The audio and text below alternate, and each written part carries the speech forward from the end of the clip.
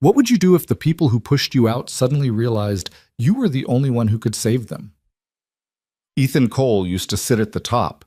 Now he's walking into a boardroom where he's barely even invited. A single father who chose his son over his career. A strategist replaced by younger, hungrier blood. And today, in front of the very people who discarded him, he's about to prove that being underestimated is the most dangerous advantage of all. Stay with me until the end of this story.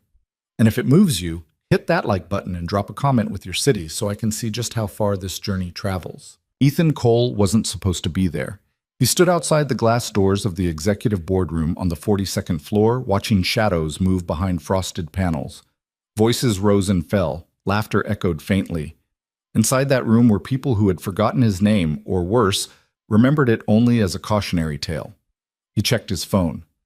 9:47 a.m. His son's school pickup was at 3:15. He'd have to leave by 2:45 at the latest. That gave him about 5 hours to do what he came here to do. If they even let him speak. Ethan tucked the phone into his jacket pocket and pushed the door open. The room went quiet.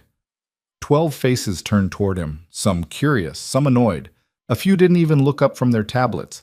At the head of the table sat Gerald March, the CEO, a man with silver hair and a handshake that could crush bones. He raised an eyebrow.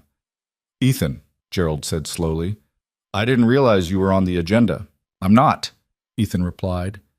He stepped inside and let the door close behind him. "But I think you'll want to hear what I have to say." A woman near the center of the table leaned back in her chair, arms crossed. Lena Vale, 30 years old, Stanford, MBA. 2 years at the company and already leading the biggest initiative in its history. She had sharp eyes and sharper words. "This is a closed session," she said coolly. "If you have concerns, you can submit them through proper channels." Ethan met her gaze.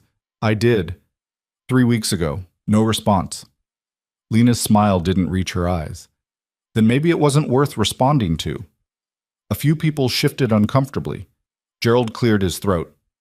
"Ethan, we're in the middle of finalizing the Vanguard rollout. Unless this is urgent." "It is," Ethan interrupted. "Because if you move forward with the current model, you're going to lose everything." The room stiffened. Lena's expression didn't change, but her fingers tapped once against the table. "That's a bold claim from someone who hasn't been in this building in 8 months. 9, Ethan corrected. "But I've been paying attention." "From the sidelines," Lena shot back, "while the rest of us have been doing the actual work." Ethan didn't flinch. He'd expected this. Lena had been brought in to replace him. Not officially, but everyone knew it. When Ethan had stepped back to take care of his son after his ex-wife walked out, the company hadn't waited. They'd filled his seat before it was even cold. And Lena had filled it well. She was smart, ruthless, everything the board wanted, everything Ethan used to be. "I'm not here to undermine you," Ethan said quietly. "I'm here because I found something you missed." Lena's eyes narrowed. "There's nothing to miss. We've run every scenario, every model. This project has been vetted by 15 analysts and approved by external consultants. And yet," Ethan said, "none of them caught it."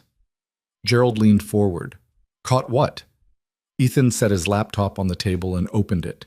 "Give me 5 minutes." "No," Lena said flatly.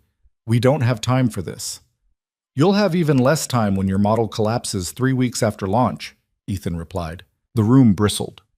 One of the junior executives, Mark Sullivan, a guy Ethan used to mentor, looked down at his notes like he wanted to disappear. Mark had been green when Ethan first brought him onto the strategy team. Now he sat 2 seats away from Lena, part of her inner circle. Gerald raised a hand. "Lena, let him talk." Lena's jaw tightened, but she said nothing. Ethan turned the laptop around so the screen faced the table.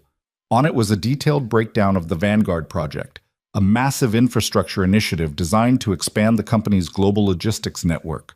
It was bold, expensive, and if it worked, it would triple their market share in 5 years. If your model assumes steady demand growth across all regions, Ethan began. But it doesn't account for regional volatility in 3 key markets, Southeast Asia, Eastern Europe, and Sub-Saharan Africa. In each of those areas, there are active regulatory shifts happening right now that will directly impact your supply chain. Lena scoffed. "We factored in regulatory risk. It's part of the contingency plan." "You factored in static risk," Ethan said, But these aren't static, they're accelerating. And when they hit, they won't just slow you down, they'll lock you out entirely. He clicked to the next slide. It showed a timeline. 3 weeks after the projected launch date, a red line appeared across the chart. This is when the first regulation takes effect in Jakarta, Ethan explained. It restricts foreign logistics firms from operating in certain zones. Your current plan puts 60% of your Southeast Asian operations in those zones. Lena's expression flickered, just for a second. Ethan continued. 2 weeks later, the same thing happens in Poland. Then Kenya. By month 2, you'll have lost access to 35% of your projected infrastructure. And because your financing model is front-loaded, you won't have the capital to pivot. The room was silent now. Gerald leaned back in his chair, fingers steepled. And you're certain about this? I've been tracking it for 3 months, Ethan said. I have contacts in each of those regions, legal experts, policy advisors, people who see these changes before they're announced publicly. Lena's voice was ice. If this was such a critical issue, why didn't you bring it up sooner? I tried, Ethan said. You didn't respond. Because you're not part of this team anymore. I know. The words hung in the air. One of the board members, Patricia Chen, the CFO, spoke up. Ethan, even if what you're saying is true, we're already committed. We've signed contracts. Investors are locked in. We can't just pull the plug. I'm not asking you to pull the plug, Ethan said. I'm asking you to recalibrate before it's too late. Recalibrate how? Patricia pressed. Ethan closed the laptop. I rebuilt the model. Lena's head snapped toward him. You what? I rebuilt it, Ethan repeated. Using the same framework, same goals, but I restructured the regional allocations, shifted the timeline, and rerouted the supply chain to avoid the restricted zones entirely. He pulled up another slide. This one showed a new map, different hubs, different timelines, different partnerships. This version, Ethan said, doesn't just avoid the regulatory traps. It positions you ahead of them. You're not reacting to policy changes, you're anticipating them. And in doing so, you open up access to markets your competitors won't even see coming. Gerald's eyes scanned the screen. How long did this take you? 3 months, Ethan said. Nights, weekends? Whenever my son was asleep. Lena's voice was low. You had no authority to do this. I know, Ethan said, but I did it anyway. She stared at him. For the first time, there was something other than hostility in her expression. Maybe surprise. Maybe respect. Maybe anger she couldn't quite articulate. Another voice broke in. Thomas Graves, head of operations. What about implementation? Even if your model is sound, we're talking about a complete overhaul. That takes time we don't have. It takes less time than recovering from a collapse, Ethan said. And the infrastructure you've already built? Most of it's still usable. You're not starting from scratch. You're redirecting. Thomas frowned. That's easier said than done. I know, Ethan said. That's why I mapped out the transition, phase by phase, week by week. It's all in the deck. He advanced to the next slide. A detailed timeline appeared, color-coded, cross-referenced, with contingency plans built into every stage. Patricia leaned forward. This is thorough. It has to be, Ethan said, because if you move forward with the current plan, there's no safety net. You're betting everything on assumptions that are already outdated. Lena stood abruptly. This is speculative. You're basing this on assumptions. I'm basing it on facts, Ethan cut in. And if you don't believe me, call your legal team. Ask them about the Jakarta ordinance. It's already been filed. It just hasn't been publicized yet. Lena's eyes flashed. You think you can walk in here after months of silence and... I think, Ethan said quietly, that I'm trying to save you from making a billion-dollar mistake. The room held its breath. Gerald spoke. What do you propose? Run the numbers, Ethan said. Stress test both models, mine and hers. See which one holds up under real-world conditions. He looked at Lena. If yours is better, you move forward. If mine is better, you adapt. Lena's jaw worked. And if they're equal? Then you choose, Ethan said. But at least you'll know what you're choosing. Gerald nodded slowly. We'll reconvene tomorrow. Lena, I want your team to run Ethan's model through every stress test we have. If it holds, we move forward with it. Lena's face was unreadable. And if it doesn't? Then we stick with yours, Gerald said. But we owe it to this company to be sure. He looked at Ethan. You're staying for this. Ethan hesitated. I have to pick up my son at 3. Then be back tomorrow morning, Gerald said. 9 sharp. Ethan nodded. He closed the laptop and stood. As he walked toward the door, Lena's voice stopped him. You could have tanked me, she said quietly. In front of everyone. You had the chance. Ethan turned. That's not why I'm here. Then why are you? He met her eyes. Because I care about this company, and because I know what it's like to be in your seat. Lena said nothing. Ethan left. The elevator ride down felt longer than it should have. Ethan leaned against the wall, eyes closed, heart still pounding. He'd done it. He'd gotten in. He'd been heard. But the hard part was just beginning. Outside, the city stretched out in every direction, glass and steel and noise. Ethan walked to the parking garage, got into his car, and sat there for a moment before starting the engine. His phone buzzed. A text from his son's school. Reminder. Early dismissal today at 2 o'clock. Ethan's stomach dropped. He'd forgotten. He checked the time. 10:32 a.m. He had 3.5 hours. He started the car and pulled out onto the street, weaving through midday traffic. His mind was still in that boardroom, replaying every word, every look. Lena's face when he'd revealed the flaw. Gerald's silence. The weight of 12 pairs of eyes. He'd spent 9 months on the outside. 9 months picking up his son from school, making dinners, helping with homework, trying to be both parents at once. And in those 9 months, he'd watched from a distance as the company moved on without him. But he hadn't stopped thinking, hadn't stopped working, because that's what Ethan did, even when no one was watching. The truth was, leaving had been the hardest decision of his life. Not because he loved the job, though he had, but because walking away felt like admitting defeat, like proving everyone right who'd said he couldn't handle it all. His ex-wife, Amanda, had said it first. You can't be everything to everyone, Ethan. Something's going to break, and it's probably going to be you. She'd been right, just not in the way she thought. What broke wasn't him, it was them. Amanda had left on a Tuesday. No warning. No fight. Just a note on the kitchen counter and her ring next to it. I can't do this anymore. You'll be better at it than I ever was. Ethan had read that note 20 times before it sank in. And then he'd walked into Jonah's room and looked at his son, 7 years old, asleep, completely unaware that his world had just shifted, and Ethan had made a choice. He couldn't control what Amanda did, but he could control what he did. And he chose Jonah. The company had been understanding, at first.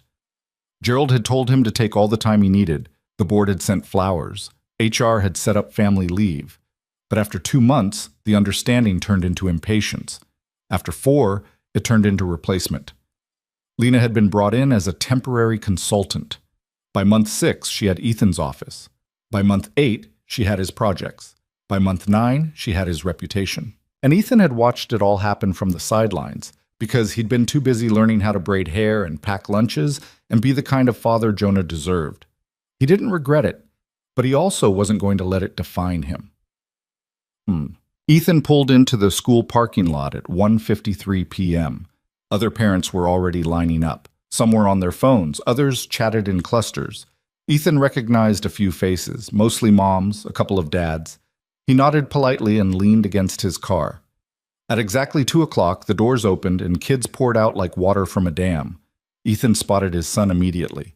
Jonah, 7 years old, bright eyes, too big backpack, a superhero lunchbox swinging from one hand. Jonah's face lit up when he saw him. Dad! Ethan knelt and pulled him into a hug. Hey, buddy, how was school? Good, we made volcanoes in science. Mine exploded the biggest. Ethan smiled. Of course it did. They got into the car. Jonah buckled himself in and started talking about his day, about his friends, his teacher, the girl who brought cupcakes for her birthday. He talked about recess and dodgeball and how he'd almost caught the ball, but it slipped through his fingers. Ethan listened, really listened, because this, right here, was why he'd walked away. And it was also why he'd come back. Dad? Jonah said suddenly. Yeah? Are you going back to work? Ethan glanced at him in the rearview mirror. Why do you ask? Jonah shrugged. You were wearing your suit today. You don't wear your suit unless you're going to work. Ethan's chest tightened. The kid didn't miss anything. I had a meeting, Ethan said carefully, but I'm not going back full time, not yet. But you want to? It wasn't a question. Ethan sighed. It's complicated, buddy. Mom said you loved work more than us. The words hit like a punch. Ethan pulled the car over to the side of the road and turned around to face his son. Jonah, he said quietly, that's not true. Your mom was upset when she said that, but it's not true. Jonah looked down at his hands. Then why did she leave? Ethan's throat closed. He'd been dreading this conversation for months. He'd rehearsed answers in his head, gentle explanations, age-appropriate truths. But now, sitting here, none of them felt right. So he told the truth. Because she was unhappy, Ethan said. And sometimes people leave when they're unhappy, even if it's not fair to the people they leave behind. Jonah's eyes were wet. Did I make her unhappy? No, Ethan said firmly. You didn't. This had nothing to do with you. Then why didn't she take me with her? Ethan's heart broke. He unbuckled his seatbelt and climbed into the back seat. He pulled Jonah into his arms and held him tight. Because she knew you'd be okay with me, Ethan whispered. And she was right. We're okay. Aren't we? Jonah nodded against his chest. They sat like that for a long time. Cars passed by. The world kept moving. But for Ethan and Jonah, time stood still. Eventually, Jonah pulled back and wiped his eyes. Can we get ice cream? Ethan laughed, a wet, shaky sound. Yeah, we can get ice cream. They drove to the little shop on Maple Street. Jonah got chocolate chip. Ethan got vanilla. They sat on the bench outside and ate in comfortable silence. Dad? Jonah said after a while. Yeah? I think you should go back to work, if you want to. Ethan looked at him. Really? Jonah nodded. You're good at it, and I'm okay. I have school and soccer and stuff. You don't have to stop everything for me. Ethan's throat tightened again.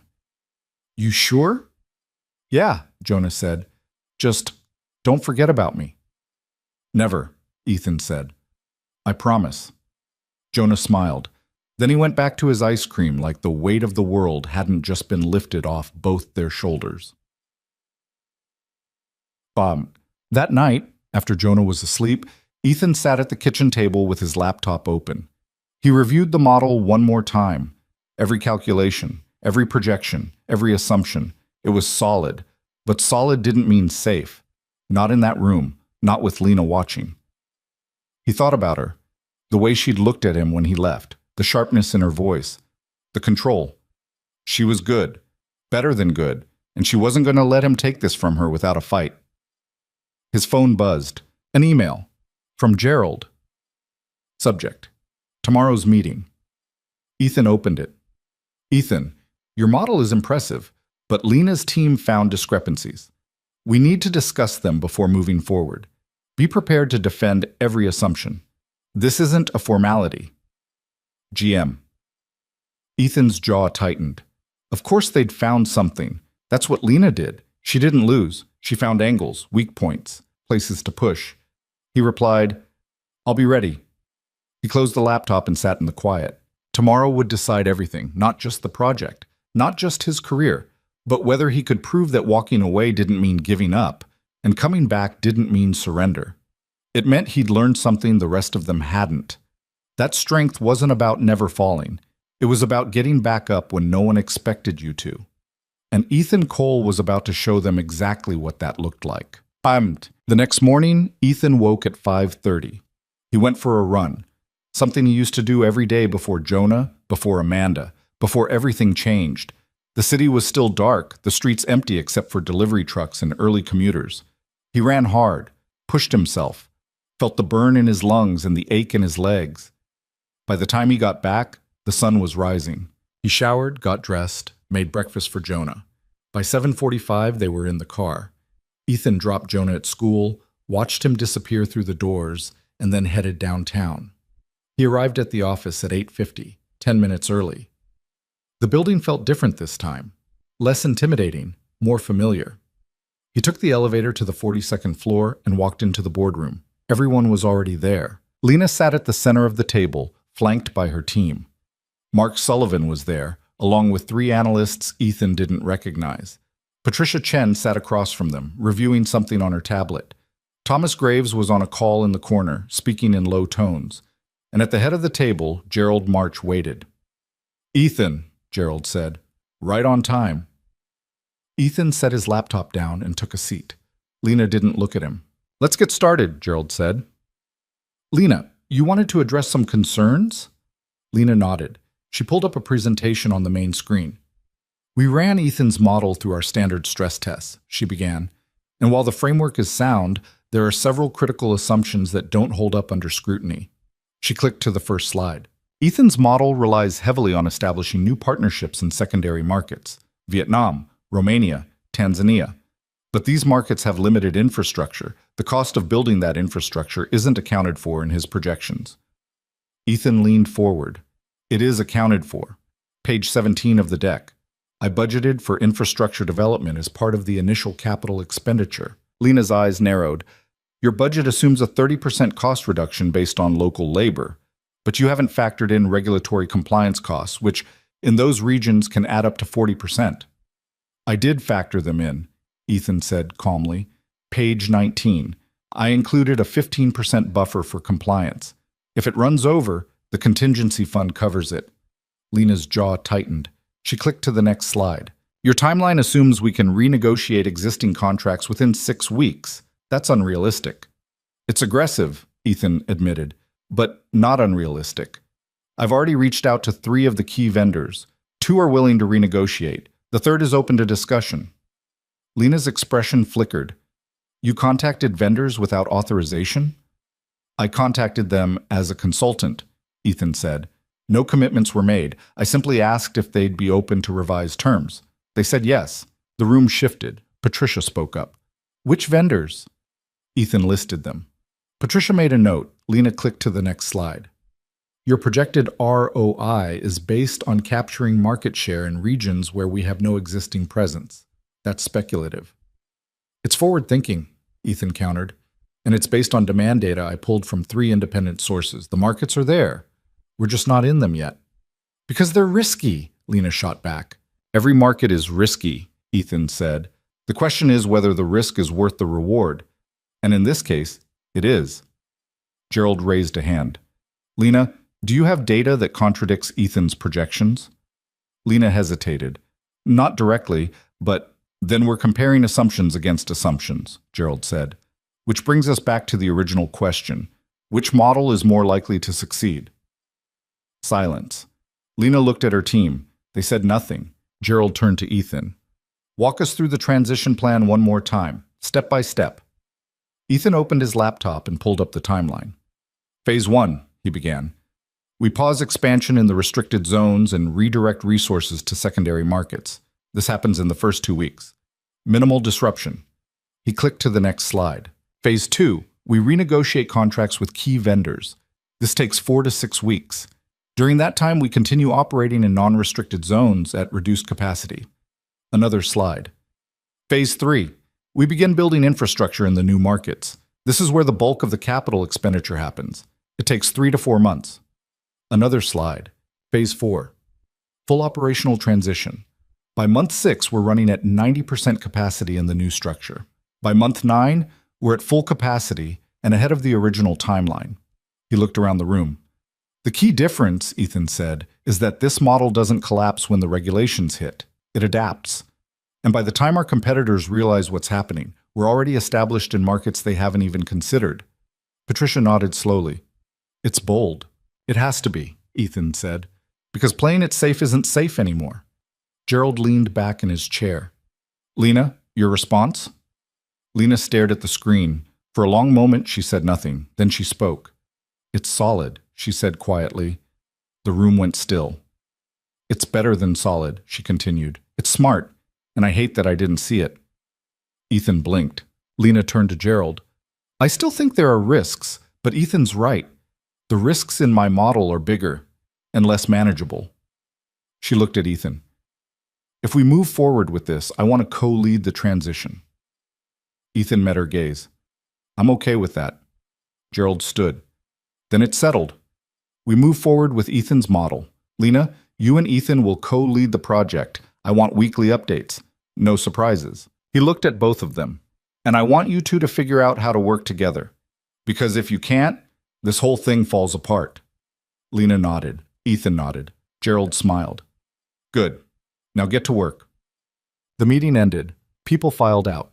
Ethan packed up his laptop and stood. Lena was still sitting. Ethan, she said. He turned. I underestimated you, she said. I won't make that mistake again. Ethan nodded. Fair enough. And for what it's worth, she added, I'm sorry. For shutting you out. Ethan studied her. There was no angle here, no game, just honesty. Apology accepted, he said. Lena stood. Let's grab coffee. We need to figure out how this is going to work. Ethan checked his watch. 11:30. He had time. Yeah, he said. Let's do that. They walked out together. And for the first time in 9 months, Ethan felt like he was exactly where he was supposed to be. The coffee shop was 2 blocks from the office, tucked between a dry cleaner and a bookstore that had been going out of business for 3 years but somehow never closed. Ethan had been coming here since his first week at the company, back when he was still trying to prove himself, and caffeine was the only thing keeping him upright. Lena had never been here before.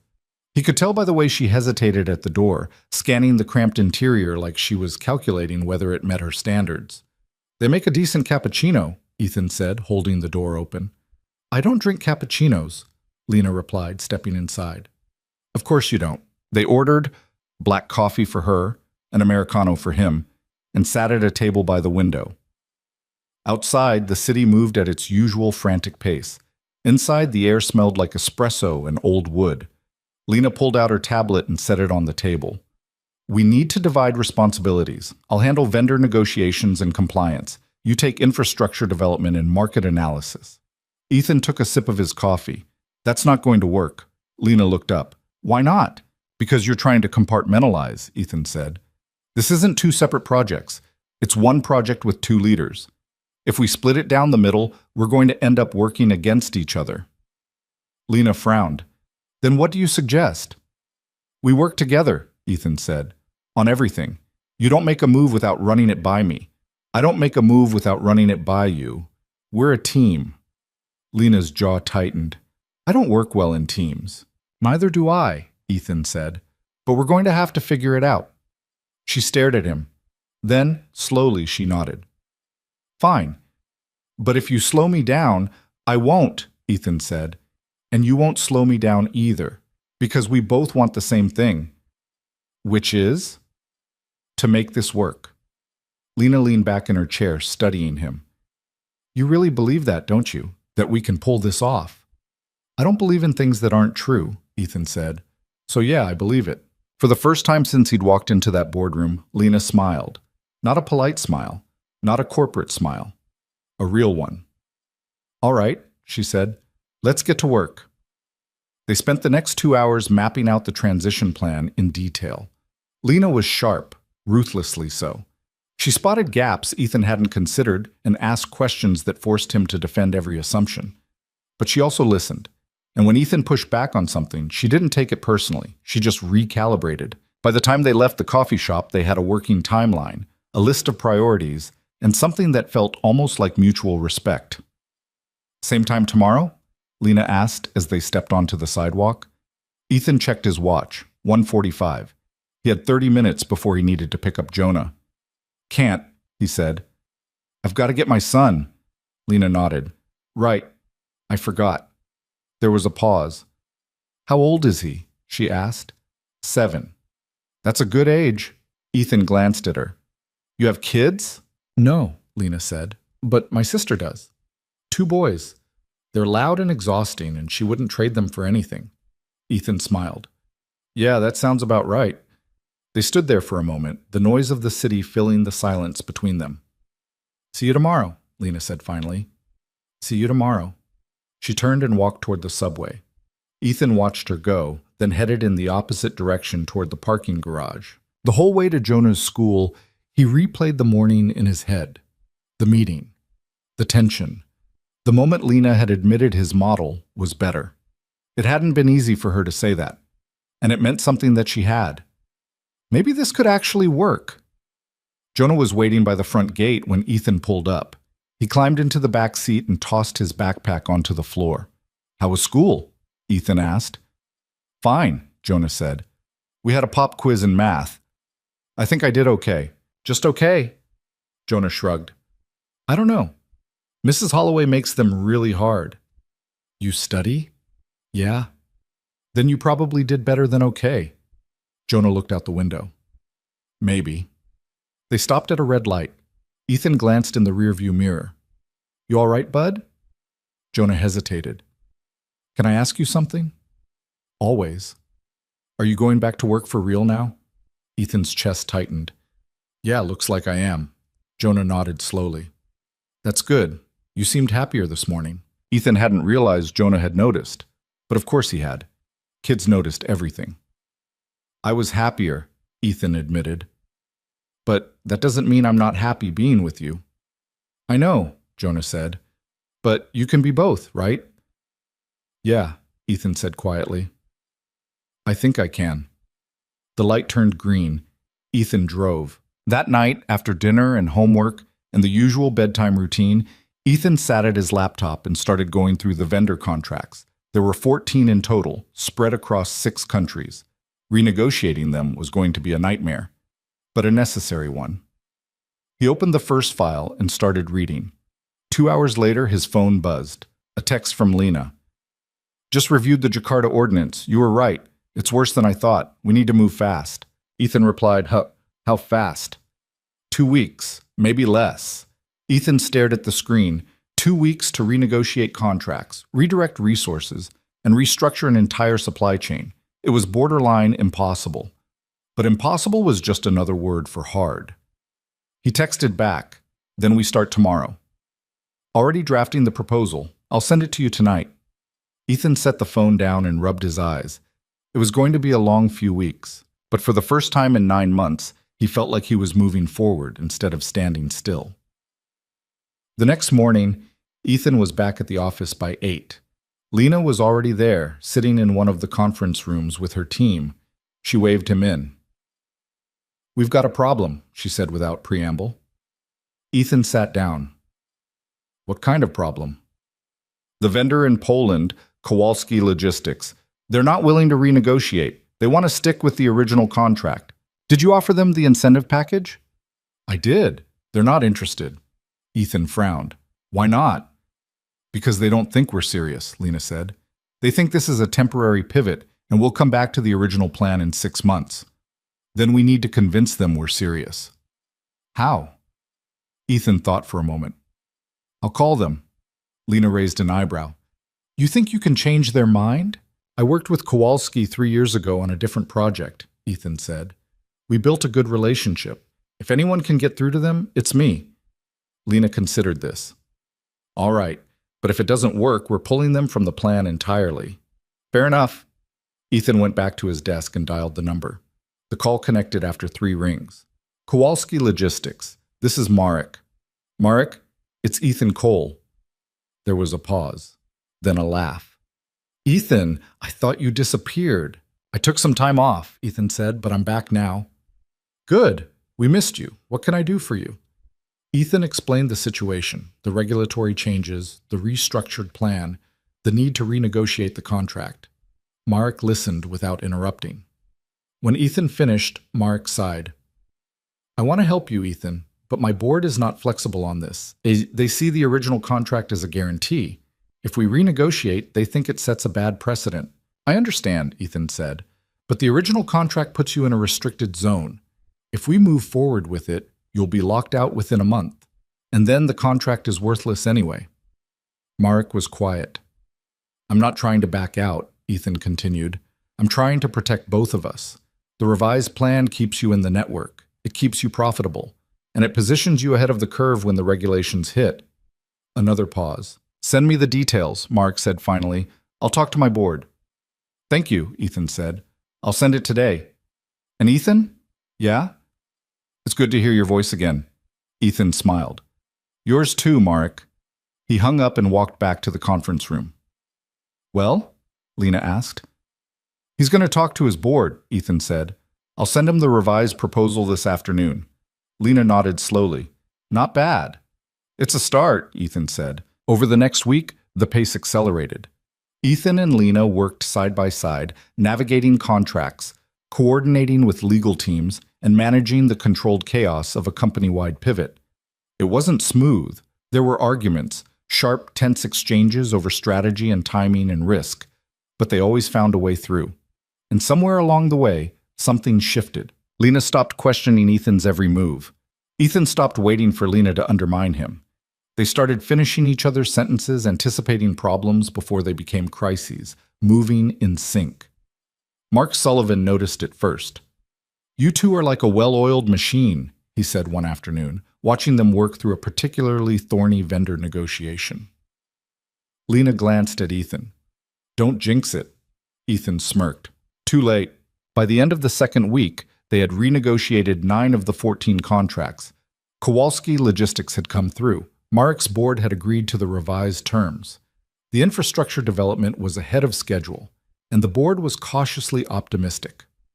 But then the first real test came. It started with an email from Patricia Chen. "We have a situation. The investors want a meeting. They're nervous about the pivot. They want reassurance that we know what we're doing." Ethan read the email twice. Lena was standing behind him, reading over his shoulder. "When's the meeting?" "Tomorrow," Ethan said. 2:00. Lena cursed under her breath. "We're not ready." "We don't have a choice," Ethan said. "If the investors pull out, the whole thing collapses. Then we better make sure they don't pull out." They spent the rest of the day preparing, building a presentation, anticipating questions, rehearsing answers. By midnight, they were still at it. "We should call it," Lena said, rubbing her eyes. "We're not going to be sharp tomorrow if we don't sleep." Ethan nodded. He closed his laptop and stood. Lena looked at him. "You think we can pull this off? The presentation? All of it?" Ethan met her gaze. "Yeah, I do." Lena smiled faintly. "Good, because I'm starting to believe you." The investor meeting was held in the largest conference room on the 45th floor. 12 investors sat around the table, each representing a different fund, a different stake, a different level of risk tolerance. Gerald opened the meeting. "Thank you all for coming on short notice," he said. "I know there's been concern about the recent changes to the Vanguard project. Ethan and Lena are here to walk you through the revised plan and address any questions you have." He gestured to them. Ethan stood and pulled up the presentation. 3 weeks ago, he began, we identified a critical flaw in the original Vanguard model. If we had moved forward without addressing it, we would have lost access to 35% of our projected infrastructure within 2 months. He clicked to the next slide. The revised model eliminates that risk entirely. It repositions us in markets that are not only stable, but underutilized, and it does so without increasing our overall capital expenditure. One of the investors, a man named David Chen, no relation to Patricia, raised his hand. "How do you account for the learning curve in these new markets?" he asked. "Your team has no experience in Vietnam or Tanzania. That's a liability."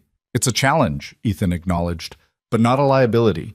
We've already partnered with local consultants in each region. They're guiding us through regulatory environments, cultural nuances, and operational logistics. We're not going in blind." Another investor spoke up. "What about competition? If these markets are so attractive, why aren't others already there?" Lena stepped forward. "Because they're waiting for someone else to take the risk. We're not waiting. We're moving. And by the time they realize what we've done, we'll already be established." A woman near the back, Catherine Reeves, one of the largest stakeholders, leaned forward. "I've reviewed your projections," she said. "They're aggressive, almost too aggressive. What happens if you're wrong?" Ethan met her gaze. "If we're wrong, we lose.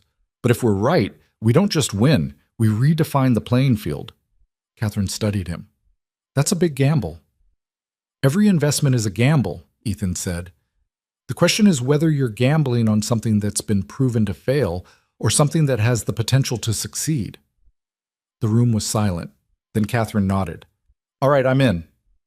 One by one, the other investors followed. By the end of the meeting, every single one had reaffirmed their commitment. Gerald stood. "Thank you, Ethan, Lena, excellent work." As the investors filed out, Catherine stopped by Ethan's side. "That was impressive," she said. "But don't let it go to your head. You're only as good as your last success." Ethan smiled. "I'll keep that in mind." She left. Lena walked over, arms crossed, a faint smile on her face. "Not bad," she said. "Not bad yourself," Ethan replied. They stood there for a moment, the adrenaline still buzzing. "You hungry?" Lena asked. Ethan checked his watch. 4:30. He had time before he needed to get Jonah. "Yeah," he said. "I could eat." They went to a diner 3 blocks away. One of those places with cracked vinyl booths and a menu that hadn't changed since 1987. Lena ordered a burger. Ethan got a club sandwich. "I didn't think you ate at places like this," Ethan said. "I don't," Lena admitted. "But I figured if I'm going to work with you, I should probably get used to it." Ethan laughed. "Fair enough." They ate in comfortable silence for a while. Then Lena spoke. "Can I ask you something?" "Sure." "Why did you really come back?" Ethan set down his sandwich. "What do you mean?" "You didn't have to," Lena said. "You could have stayed gone, let the company sink or swim without you, but you came back. Why?" Ethan thought about it. "Because I still care. About the work, about the people. And because I wanted to prove to myself that walking away didn't mean I was done." Lena nodded. "I get that." "What about you?" Ethan asked. "Why are you here?" Lena smiled faintly. "Because I wanted to prove I could do it, that I could lead something this big, that I was as good as everyone said I was. And I'm realizing that being good isn't enough," Lena said. "You have to be willing to admit when you're wrong, and that's harder than it sounds." Ethan looked at her. "You're doing fine." "Thanks," Lena said. "So are you." They finished their meal and walked back outside. The sun was starting to set, painting the sky in shades of orange and pink. "I should go," Ethan said. "I've got to pick up Jonah." "Go," Lena said. "I'll handle the follow-up emails." Ethan nodded. "See you tomorrow." "See you tomorrow." He walked to his car and drove to Jonah's school. His son was waiting by the gate, swinging his backpack in lazy circles. "Hey, Dad," Jonah said, climbing in. "Hey, bud. How was your day?" "Good. We started a project on the solar system. I picked Jupiter." "Nice choice." Jonah grinned. "It's the biggest one." They drove home, and Ethan made dinner, spaghetti, Jonah's favorite.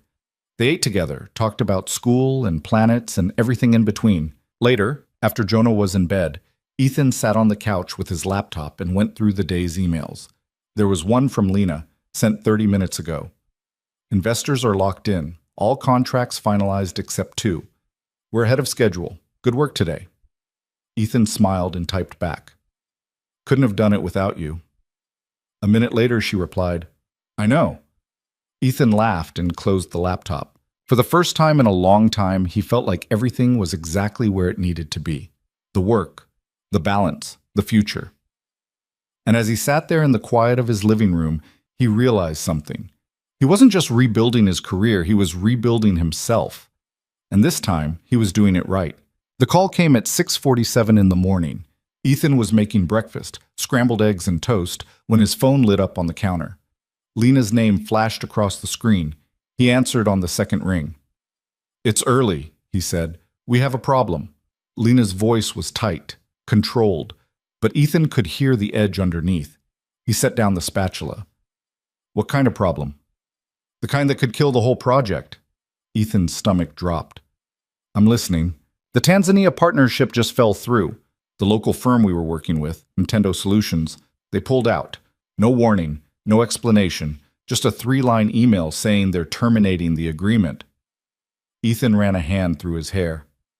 "When did this happen?" "Sometime last night. I just saw the email 20 minutes ago." "Did they give a reason?" "No, and they're not answering calls." Ethan cursed under his breath. Nintendo Solutions was the linchpin of the East African expansion. Without them, the entire regional strategy collapsed. And if that collapsed, the investor confidence they'd just secured would evaporate overnight. "How bad is it?" Ethan asked. "Bad," Lena said. "We can't move forward in Tanzania without a local partner. The regulatory environment won't allow it. And if we pull Tanzania from the plan, we lose 15% of our projected ROI. Ethan thought fast. "What about backups? Did we vet any other firms?" "2, Lena said. "But they were second tier. Nintendo was the only one with the infrastructure and political connections we needed." Then we need to find out why they pulled out. I already tried. They won't talk to me. Then I'll try, Ethan said. There was a pause. You think you can get through to them? I don't know, Ethan admitted, but sitting here isn't going to solve anything. All right, Lena said. I'll keep working the backup options. You see what you can find out. Ethan hung up and looked at the stove. The eggs were starting to burn. He turned off the heat and called upstairs. Jonah, breakfast is ready! Footsteps thundered down the stairs. Jonah appeared in his pajamas, rubbing his eyes. Is it Saturday? He asked. No, bud, it's Thursday. Then why are you home? Ethan plated the eggs, slightly charred but edible, and set them on the table. I'm leaving in a few minutes. I just wanted to make sure you had breakfast first. Jonah sat down and picked up his fork. Is everything okay? Ethan hesitated. He didn't want to lie, but he also didn't want to worry his son. It's work stuff, Ethan said. Nothing you need to worry about. Jonah looked at him with those big knowing eyes. You look worried, Ethan sighed. Yeah, I am, but I'm going to figure it out. Jonah nodded and went back to his eggs. You always do. Ethan reached across the table and ruffled his son's hair. Thanks, bud. By the time Ethan dropped Jonah at school and got to the office, it was 8:30. Lena was already in the conference room, phone pressed to her ear, pacing. She hung up when she saw him. Any luck? Ethan asked. No. The backup firms are either too small or too expensive. We'd be starting from scratch, and we don't have time for that. Ethan set his laptop on the table and opened it. I'm going to try a different angle. Which is? I'm going to call Samuel Okafor. Lena frowned. Who's that? A consultant I worked with on a project in Lagos 4 years ago. He's connected all over East Africa. If anyone knows what happened with Nintendo, it's him. Lena nodded. Do it. Ethan dialed the number. It rang 6 times before someone picked up. Ethan Cole, a warm voice said. I was wondering when I'd hear from you. Ethan smiled despite himself. Samuel, it's been too long. Far too long. What brings you back to my part of the world? Ethan explained the situation, the partnership, the sudden withdrawal, the silence. Samuel listened. When Ethan finished, there was a long pause. Nintendo didn't pull out because of you, Samuel said finally. Then why? Because someone made them a better offer. Ethan's jaw tightened. Who? Devlin Global. The name hit like a punch to the gut. Devlin Global was their biggest competitor, a multinational logistics firm with deep pockets and a reputation for playing dirty. Are you sure? Ethan asked. I'm sure, Samuel said. Devlin approached Nintendo 2 weeks ago, offered them triple what you were paying plus guaranteed contracts for the next 5 years. Nintendo's board couldn't say no. Ethan closed his eyes. They're trying to block us. They're succeeding, Samuel said. Devlin knows what you're doing, and they're making sure you don't get a foothold in East Africa. Ethan exhaled slowly. What are our options? Not many, Samuel admitted. Devlin has the resources to outbid you on any partnership, and they have the influence to make life very difficult for anyone who works with you. So we're locked out. Not necessarily. Ethan opened his eyes. What do you mean? Samuel's voice dropped. There's one firm Devlin can't touch. Kijani Enterprises. They're smaller than Nintendo, but they're independent, privately owned, no board to pressure, no investors to appease. If you can convince the owner to work with you, Devlin can't stop it. Who's the owner? Her name is Amara Kijani. She's brilliant, stubborn, and she doesn't trust outsiders. But if you can get her on your side, she's worth 10 Nintendos. Ethan grabbed a pen. How do I reach her? You don't, Samuel said. She doesn't take calls from people she doesn't know. But I can make an introduction if you're willing to fly out. Ethan glanced at Lena. She was watching him, arms crossed, waiting. When? Ethan asked. Tomorrow, Samuel said. I'll set up a meeting, but Ethan, don't waste her time. Amara doesn't give second chances. Understood, Ethan said. Thank you, Samuel. Any time, my friend. Ethan hung up and looked at Lena. Well, she asked, we need to go to Tanzania. Lena blinked. We? Devlin Global is blocking us, Ethan said. They bought out Nintendo, but there's another option, a firm called Kijani Enterprises. The owner doesn't work with just anyone, but if we can convince her, we're back in. Lena processed this. And if we can't, then we're done in East Africa. Lena stared at him. Then she pulled out her phone and started typing. What are you doing? Ethan asked. Booking flights, Lena said. If we leave tonight, we can be there by tomorrow afternoon. Ethan hesitated. Lena, I can go alone. You don't have to be... Yes, I do, Lena interrupted. This is my project too, and if Devlin is trying to sabotage us, I want to look them in the eye when we beat them. Ethan couldn't help but smile. All right, let's do it. The flight left at 11 o'clock that night. Ethan had 3 hours to get home, pack, and explain to Jonah why he'd be gone for 2 days. He found his son in the living room working on his solar system project. Jupiter was half painted, bright orange and red swirls covering the foam ball. Hey, bud, Ethan said, sitting down next to him. Jonah looked up. You're home early. I need to talk to you about something. Jonah set down his paintbrush. Okay. Ethan took a breath. I have to go on a work trip, just for 2 days. Mrs. Patterson next door is going to stay with you while I'm gone. Jonah's face fell. You're leaving? I know, Ethan said. I hate it too. But this is really important, and I promise I'll be back before you know it. Jonah stared at his half-finished planet. Is this about your big project? Yeah. The one you and that lady are working on? Ethan smiled faintly. Yeah. Her name is Lena. Jonah nodded slowly. Then he looked up. Are you going to fix it? I'm going to try. Jonah studied him for a long moment. Then he picked up his paintbrush. Okay, but you have to call me every day. I will, Ethan said. I promise. Jonah went back to his painting, and Ethan sat there watching him, feeling the familiar tug of guilt in his chest. He'd worked so hard to be present, to be there, and now he was leaving again. But this time, it wasn't about ambition. It wasn't about proving himself. It was about protecting what he'd built and making sure it didn't fall apart. Mrs. Patterson arrived at 7 o'clock. She was a retired school teacher with gray hair and a kind smile. She'd looked after Jonah a few times before, and Jonah liked her. Don't worry, she told Ethan. We'll be just fine. Ethan hugged his son one more time. Be good, okay? I always am, Jonah said. Ethan laughed. Not always. Jonah grinned. Ethan grabbed his bag and headed to the airport. The flight was long. Ethan tried to sleep but couldn't. His mind kept running through scenarios, possibilities, things that could go wrong. Lena sat across the aisle, working on her laptop. She didn't look up once.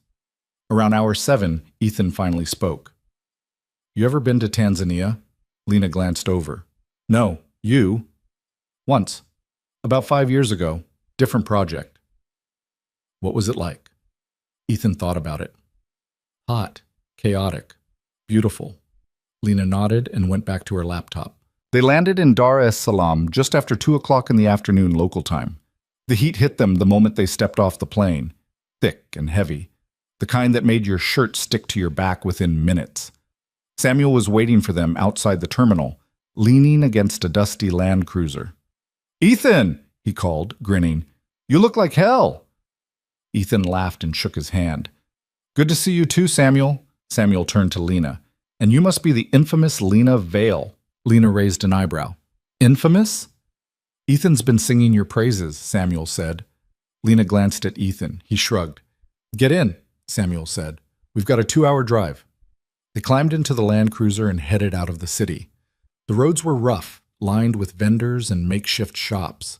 The air smelled like diesel and grilled meat. So, Samuel said as he drove, Amara agreed to meet you, but she's cautious. She's heard about Devlin's move, and she doesn't want to get caught in the middle of a corporate war. What do we need to do to convince her? Lena asked. Be honest, Samuel said. Amara values integrity above everything. If she thinks you're playing games, she'll shut you down immediately. Ethan nodded. Understood. They drove in silence for a while. The city gave way to countryside, rolling hills, scattered villages, fields of maize and cassava. Eventually, they turned onto a dirt road that led to a compound surrounded by a low stone wall. Samuel parked in front of a modest building with a corrugated metal roof. This is it, he said. They got out and followed Samuel inside. The interior was simple but clean. A woman sat behind a desk, reviewing documents. She looked up when they entered. Amara Kajani was in her mid-40s, with sharp eyes and an air of quiet authority. She wore a plain blouse and slacks. No jewelry, no pretense. "Samuel," she said, standing. "You're late." "Traffic," Samuel said with a grin. Amara's gaze shifted to Ethan and Lena. "And these are your Americans." "Ethan Cole and Lena Vale," Samuel said. "The ones I told you about." Amara gestured to the chairs across from her desk. "Sit." They sat. Amara folded her hands on the desk and studied them. "Samuel tells me you need a partner, and that Devlin Global is trying to stop you." "That's right," Ethan said. "Why should I care?" The question was blunt. No warmth, no diplomacy. Ethan met her gaze. "Because Devlin doesn't care about Tanzania. They care about market share. If they lock us out, they'll control the entire region, and once they do, they'll squeeze every advantage they can, no matter who it hurts." Amara tilted her head. "And you're different?" "We're not here to dominate," Lena said. "We're here to build long-term partnerships, sustainable growth. We succeed when our partners succeed." Amara's eyes flicked to Lena. "Pretty words. I've heard them before." "Then don't listen to the words," Ethan said. "Look at the plan." He pulled out his laptop and opened the presentation. For the next 30 minutes, he and Lena walked Amara through the entire strategy, the regional allocations, the infrastructure investments, the projected growth. Amara asked questions, hard questions. She challenged every assumption, tested every projection, pushed back on every claim. And Ethan and Lena answered, calmly, honestly, without exaggeration. When they finished, Amara leaned back in her chair. "You've done your homework," she said. "We had to," Ethan said. Amara was quiet for a long moment. Then she spoke. "Devlin offered me a deal too. Did Samuel tell you that?" Ethan's stomach tightened. "No." "They came to me 3 days ago," Amara said. "Offered me twice what you're proposing, plus guaranteed exclusivity." Lena's jaw tightened. And I turned them down." Ethan blinked. "Why?" Amara smiled faintly. "Because I don't trust them. They're vultures. They take what they need and leave nothing behind." She looked at Ethan. "You, on the other hand, Samuel vouches for you. And I trust Samuel." Ethan exhaled slowly. "So you'll work with us?" "On one condition," Amara said. "I want a seat at the table, not as a contractor, as a partner, equal say in decisions that affect this region." Ethan glanced at Lena. She nodded. "Done," Ethan said. Amara extended her hand. "Then we have a deal." Ethan shook it. So did Lena. As they walked back to the Land Cruiser, Lena let out a long breath. "That was intense," she said. "Yeah," Ethan agreed. "But we got it." Samuel clapped him on the back. "Told you she was worth it." They drove back to the city as the sun set, painting the sky in shades of gold and crimson. Ethan pulled out his phone and called Jonah. "Hey, Dad," Jonah's voice crackled through the line. "Hey, Bud, how's it going?" "Good. Mrs. Patterson made spaghetti, and we finished Jupiter." Ethan smiled. "That's great. I'm proud of you." "When are you coming home?" "Tomorrow night. I'll be there before bedtime." "Promise?" "Promise." They talked for a few more minutes, and then Jonah handed the phone to Mrs. Patterson to confirm everything was fine. When Ethan hung up, Lena was watching him. "He sounds like a good kid," she said. "He is," Ethan said. "The best." Lena looked out the window. "I don't know how you do it. The work, the parenting, all of it." "Most days I don't either," Ethan admitted. "But I keep trying. That's all you can do." Lena nodded. "Yeah, I guess so." They flew back the next morning. The return flight felt shorter, maybe because the weight had lifted. They'd done it. They'd saved the project. When they landed, Ethan went straight to the office to brief Gerald. Lena went with him. Gerald listened to the whole story without interrupting. When they finished, he leaned back in his chair. "So Devlin tried to box us out," he said. "And you went around them." "We had to," Ethan said. Gerald smiled. "Good. That's exactly what I wanted to hear." He stood and shook both their hands. "Excellent work, both of you." As they left Gerald's office, Lena turned to Ethan. "Drink?" Ethan checked his watch. 6:15. He still had time. "One drink," he said. They went to the same diner as before. Lena ordered whiskey. Ethan ordered a beer. To Tanzania, Lena said, raising her glass. To Amara, Ethan added. They clinked glasses and drank. For a while they sat in comfortable silence. Then Lena spoke. I underestimated you again. Ethan looked at her. How so? When you said you'd fix it, I didn't think you actually could. I thought it was just confidence, but you delivered. Ethan shrugged. We delivered, together. Lena smiled. Yeah, we did. She took another sip of her drink. You know, when I first took this job, I thought I had something to prove. That I needed to be the smartest person in the room, the toughest, the one who never made mistakes. And now? Now I'm realizing that's exhausting, Lena said. And it's not what actually matters. Ethan nodded. What matters is getting it right, even if it means admitting you were wrong first. Exactly, Lena said.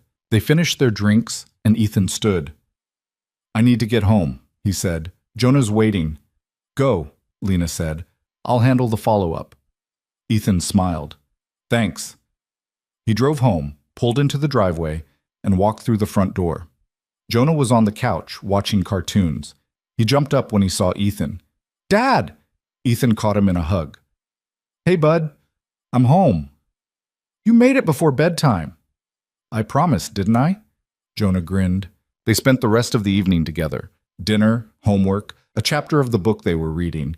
And when Ethan finally tucked Jonah into bed, his son looked up at him with sleepy eyes. I'm glad you're home, Jonah said. Me too, Ethan whispered. He turned off the light and closed the door. Downstairs, Ethan sat on the couch and let the exhaustion wash over him. It had been 2 days, 2 countries, one impossible problem, and they'd solved it. But more than that, he'd proven something to himself, that he could do this, the work, the balance, the life.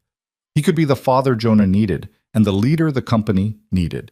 At the same time, it wasn't easy, it wasn't smooth, but it was real. And that was enough. The next 3 weeks moved faster than Ethan thought possible. The Tanzania partnership was finalized. Amara proved to be everything Samuel had promised, sharp, resourceful, and relentless. She didn't just execute the plan, she improved it. Within 10 days, she'd identified inefficiencies in the original logistics framework and proposed adjustments that cut costs by 12% without sacrificing quality. Lena was impressed.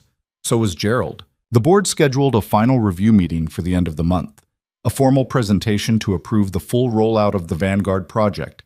If they passed, the company would commit $2 billion to the initiative. If they failed, everything stopped. No pressure. Ethan spent his days coordinating with teams across 4 continents. His nights were a blur of spreadsheets, conference calls, and revisions.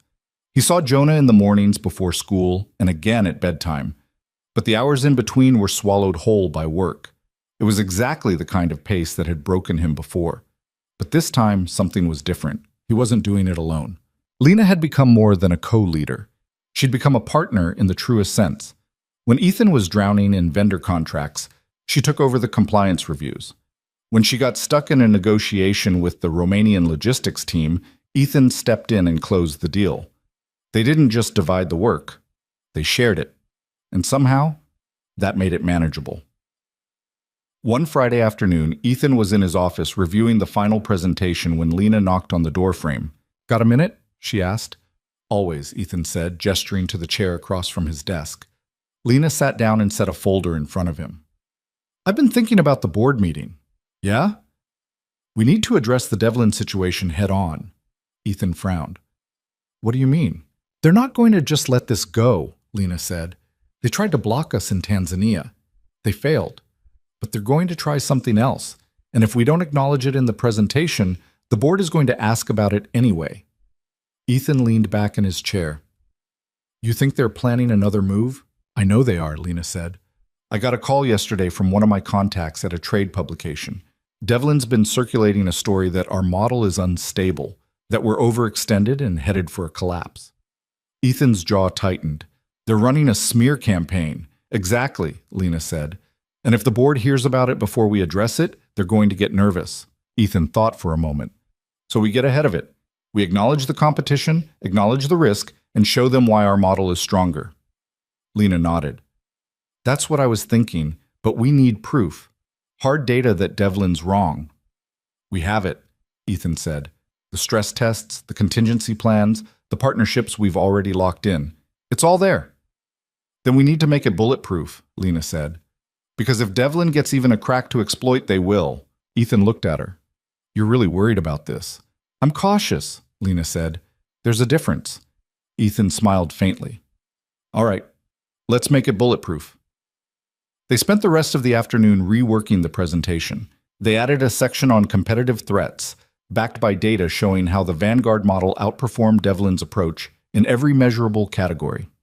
They anticipated every possible question the board could ask and prepared answers for each one. By the time they finished, it was past 7 o'clock. Lena stretched and rubbed her eyes. I think we're ready. Yeah, Ethan said. I think we are. Lena stood and grabbed her bag. You heading out? Ethan glanced at the clock.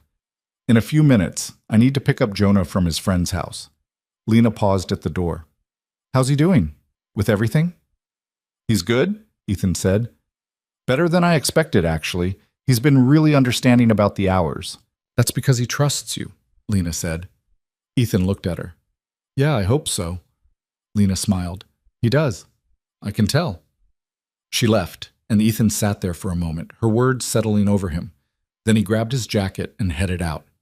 Jonah was waiting on the front porch of his friend's house when Ethan pulled up. He waved goodbye to his friend's mom and climbed into the car. Hey, Dad, Jonah said, buckling his seatbelt. Hey, bud, how was it? Good. We played video games and made a fort. Sounds like fun. They drove in silence for a few minutes. Then Jonah spoke. Dad? Yeah? Are you going to be working this much forever? Ethan's chest tightened. What do you mean? You've been really busy lately, Jonah said, and I know it's important, but I miss you. The words hit harder than they should have. Because Jonah wasn't complaining. He wasn't angry. He was just being honest. Ethan pulled the car over to the side of the road and turned to face his son. Jonah, he said quietly, I know I've been working a lot, and I'm sorry, but this is only temporary. Once the big presentation is done, things will slow down, I promise. Jonah looked at him. Really? Really, Ethan said. And even when I'm busy, you're still the most important thing to me. You know that, right? Jonah nodded. I know. Ethan reached over and ruffled his hair. Tell you what, after the presentation, let's take a weekend trip. Just the two of us. Wherever you want to go. Jonah's eyes lit up. Really? Really? Can we go to the lake? The one with the cabins? Ethan smiled. Yeah, we can do that. Jonah grinned. Okay, deal. They drove the rest of the way home, and Ethan felt the weight on his chest lift just a little. He was doing his best, and maybe that was enough. The weekend before the board meeting, Ethan and Lena met one last time to run through the presentation. They booked a conference room on Sunday afternoon and went through the entire deck, slide by slide, question by question. Lena played the role of the skeptical board member, firing objections at every turn. Why should we trust your projections when the market is this volatile? She asked. Because our projections are based on conservative estimates, Ethan replied. We've built in buffers at every stage. Even if demand drops by 20%, we're still profitable. What about Devlin's claim that you're overextended? We're not overextended. We're strategic. We've diversified our partnerships across multiple regions to mitigate risk. If one market underperforms, the others compensate. Lena nodded. Good. But you need to say it with more conviction. The board needs to believe you're not just prepared. You're confident. Ethan ran it again. This time, his voice was steadier, stronger. Lena smiled. Better. They went through the entire presentation 3 more times. By the end, Ethan could recite every slide from memory. You ready? Lena asked. Ethan exhaled.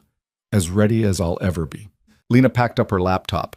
You know, when I first met you, I thought you were washed up, a guy who couldn't handle the pressure and walked away. Ethan raised an eyebrow. And now? Now I think you're the toughest person I've ever worked with. Ethan blinked. That's unexpected. It's true, Lena said. Most people would have stayed gone, but you came back. You fought for this, and you didn't let anyone, including me, tell you it was impossible. Ethan looked at her. You fought for it too. Yeah, Lena said, but I needed you to remind me why it mattered. They stood there for a moment, the weight of everything they'd been through hanging between them. Thank you, Ethan said. Lena smiled. Don't thank me yet. Let's get through this meeting first. The board meeting was scheduled for Tuesday at 10 a.m. Ethan woke up that morning with his heart already racing. He made breakfast, got Jonah ready for school, and tried to act like it was just another day. But Jonah saw through it. You nervous? Jonah asked as they drove to school. A little, Ethan admitted. You're going to do great, Jonah said. Ethan smiled. Thanks, bud. And then we're going to the lake, right? Right. Jonah grinned and hopped out of the car. Ethan watched him disappear into the school, then drove to the office. Lena was already there, standing in the hallway outside the boardroom. She was wearing a charcoal suit and looked calm, composed. But Ethan could see the tension in her shoulders. Ready? She asked. Ready, Ethan said. They walked in together. The boardroom was packed. Gerald sat at the head of the table, flanked by Patricia Chen and Thomas Graves. The rest of the board members filled the remaining seats, 12 in total, and sitting in the back, arms crossed, was a man Ethan didn't recognize. Lena leaned over and whispered, That's Richard Langford, Devlin Global's chief strategist. Ethan's stomach dropped. What's he doing here? Gerald invited him, Lena said. He wanted to hear both sides. Ethan's jaw tightened. This wasn't just a presentation anymore. It was a showdown. Gerald stood. Thank you all for being here. As you know, we're here to review the final Vanguard proposal. Ethan and Lena will present first, followed by commentary from Richard Langford, who's here representing Devlin Global's perspective on the competitive landscape. Richard smiled. It was the kind of smile that didn't reach his eyes. Gerald gestured to Ethan. The floor is yours. Ethan stood and pulled up the presentation. For the next 45 minutes, he and Lena walked the board through the entire plan. They covered the regional allocations, the infrastructure investments, the partnerships, the timelines. They addressed every risk, every contingency, every possible point of failure, and they did it flawlessly. When they finished, the room was silent. Then Patricia spoke. That was thorough, impressive even, but I'd like to hear Mr. Langford's perspective. Richard stood. He didn't bother with a presentation. He just spoke. I'll be blunt, he said. What Ethan and Lena have proposed is ambitious, but it's also reckless. They're betting the company's future on untested markets and unproven partnerships. And they're doing it while Devlin Global is already established in the regions they're targeting. He looked at Ethan. You talk about diversification, but diversification is just another word for spreading yourself too thin. You're trying to be everywhere at once, and that's a recipe for failure. Ethan kept his expression neutral. We're not trying to be everywhere. We're being strategic. We're entering markets where Devlin hasn't established dominance yet. Because those markets are too risky, Richard shot back. There's a reason we haven't moved into Tanzania or Romania at scale. The infrastructure isn't there. The political stability isn't there. You're building castles on sand. Lena stood. With respect, Mr. Langford, that's not true.